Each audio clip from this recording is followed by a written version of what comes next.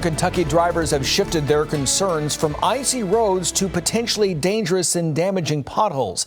AJ Patel explains how that isn't the only issue facing state officials in our LEX 18 big story at 11. I've probably hit about 20 or more. If it's not one thing, it's another for delivery driver Josiah Goodall. Just trying to swerve around them, or if you're like me and you can't swerve because there's traffic, you're probably saying a few words in French and, just keep going.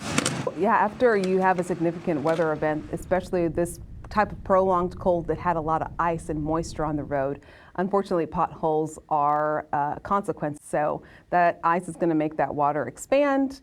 That's going to weaken the pavement, and then when a car drives over it, that's going to create that pothole. So crews were patching these road divots today in Clark County and will continue to do so for the next several weeks.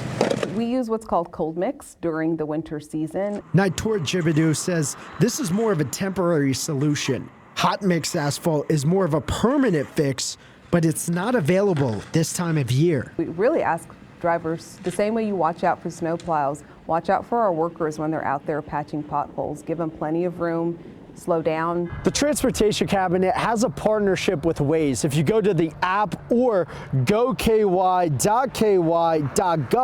it shows you where crews are working across the state. There might be some delay, so make sure you're planning more time to get to and from places. It's been a relief, having the ice off the roads now, but the potholes, that's going to be a whole other monster in itself. If you want to report a pothole that's on a state route, go to transportation.ky.gov. Find the Contact Us tab and then scroll down to the Report a Hazard button. In Frankfort, AJ Patel, LEX 18 News.